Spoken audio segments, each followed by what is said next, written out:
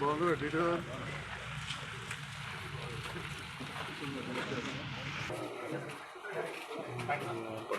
అది కూడా ఆయన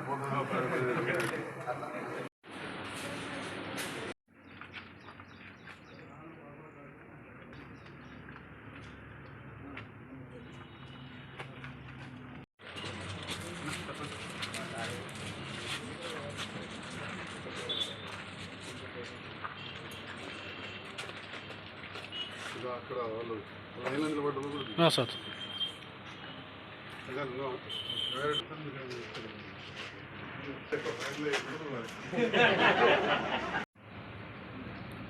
ఈరోజు జగిత్యాల జిల్లా కేంద్రంలోని ఆర్టీఓ ఆఫీస్కు నా లైసెన్స్ ఎక్స్పైర్ అయిన సందర్భంలో ఇక్కడికి రావడం జరిగింది.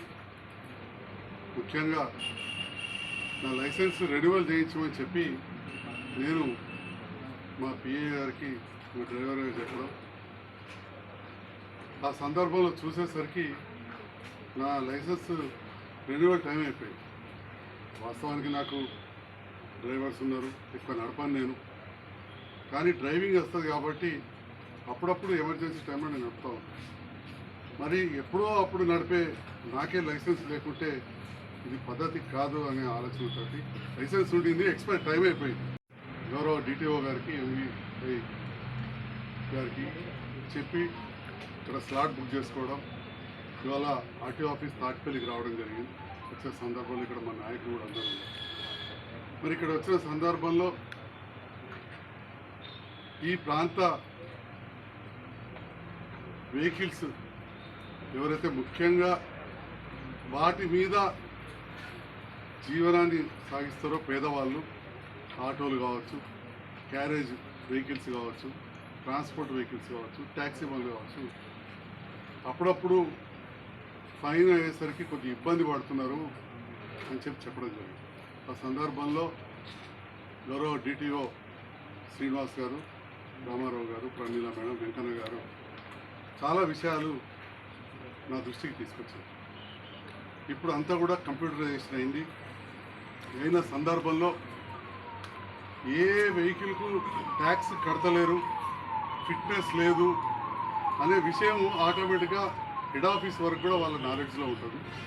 అటువంటి సందర్భంలో నాకు కూడా బాధ్యతగా మరి ఫీజు కట్టించుకోవాలి. ప్రభుత్వం నడవాలంటే ఖచ్చితంగా ఇవన్నీ కూడా మ్యాండేటరీ. ఫీజు కట్టడము, లైసెన్స్ ఫీజు కట్టడము, బండి ఫీజు కట్టడము, తర్వాత యాక్సిడెంట్ అయితే మనకు అండగా ఉండడానికి ఇన్సూరెన్స్ చేయించుకోవడం, మనకు సేఫ్టీ. తెలియకుండా యాక్సిడెంట్ అంటే యాక్సిడెంట్ కావాలని ఎవరు చేయరు. ఉదాహరణకి తాటిపల్లి దగ్గర మన ఒక కొరుట్ల ఆయనకు జేసీబీ జరిగింది, కావాలని ఎందుకు కొడతాడు? కొరుట్ల ఆయన ఎవరో, మనకు తాటిపల్లి మన డ్రైవర్ వేరు, కానీ తలిగేసరికి అక్కడ ప్రాణం పోయింది. గౌరవ డిటిఓ గారికి ఎంవిఐ గారికి చెప్పి ఇక్కడ స్లాట్ బుక్ చేసుకోవడం, ఇవాళ ఆర్టీఓ ఆఫీస్ తాటిపల్లికి రావడం జరిగింది. వచ్చే సందర్భంలో ఇక్కడ మా నాయకులు కూడా అందరూ ఉన్నారు. మరి ఇక్కడ వచ్చిన సందర్భంలో ఈ ప్రాంత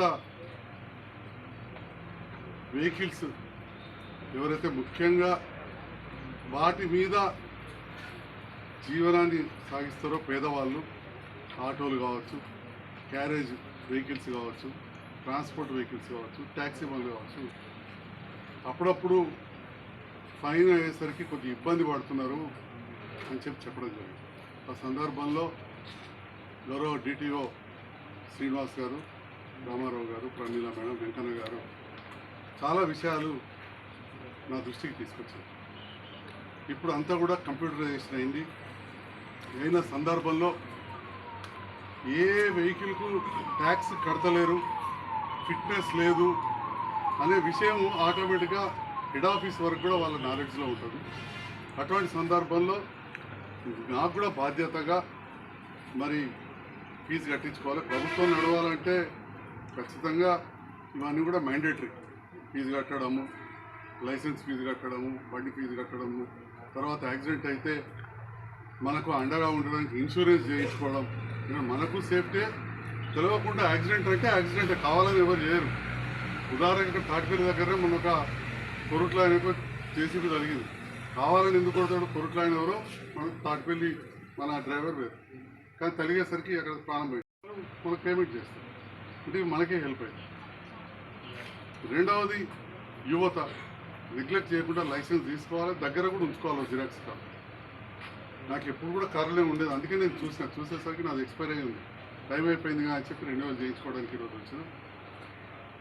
ఈ సందర్భంలో రోడ్ సేఫ్టీ గురించి ఆలోచన చేయాలి. ఆ రూల్స్ ఎప్పటికప్పుడు మనం తెలుసుకోవాలి.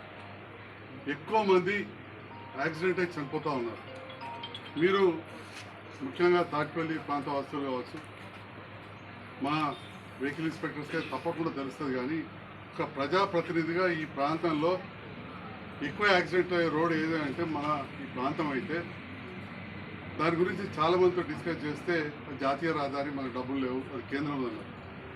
ఆ సందర్భంలో దాన్ని బ్లాక్ స్పాట్ రోడ్ అంటారు. ఎక్కడైతే యాక్సిడెంట్ ఎక్కువైతాయో వాటిని బ్లాక్ స్పాట్ రోడ్ అంటారు.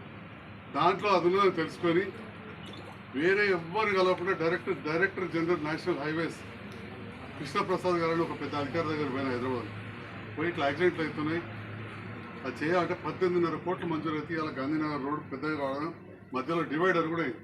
ఇప్పుడు యాక్సిడెంట్లు తగ్గిపోయింది. అంటే రోడ్ సేఫ్టీ అనేది అంత ఇంపార్టెంట్.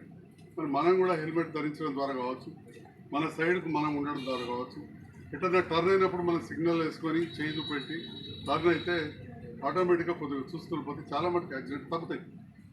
వినాయకములో ఒక మాజీ సర్పంచ్ వారి భార్య వస్తుంటే కారు తగిలితే ఇద్దరు కూడా కాళ్ళు చేతులు ఇరిగిపోయి చాలా అవస్థలో ఉన్నారు. చాలా బాధ అనిపించింది నాకు హాస్పిటల్ వెళ్తే. సో ఇవన్నీ కూడా మన రోడ్ సేఫ్టీ జాగ్రత్తలు తీసుకోకపోవడం. ఇలా వయసు వచ్చినప్పటికెళ్ళి నాకు సైకిల్ మోటర్ ఉంది, అప్పుడే కొనుక్కున్నా. AAR 1111 SD నా నెంబర్, అప్పుడే లైసెన్స్ తీసుకున్నా. ఫస్ట్ టైం ఎక్స్పైర్ అయింది. నేను ఎప్పుడు కూడా చూసుకుంటుంది ఇలా ఎమ్మెల్యే అవ్వడం పనిపిసిగా అనుకోకూడదు. కానీ చాలామంది పేదవాళ్ళు డబ్బులు లేక కట్టరు. వాళ్ళు పేదవాళ్ళు డబ్బులు లేక కట్టరు. కానీ మా ప్రమీల మేడమో ఇంకన్నా సారో పట్టుకుంటే ఫైన్ ఆటోమేటిక్ వేయాల్సి వస్తుంది.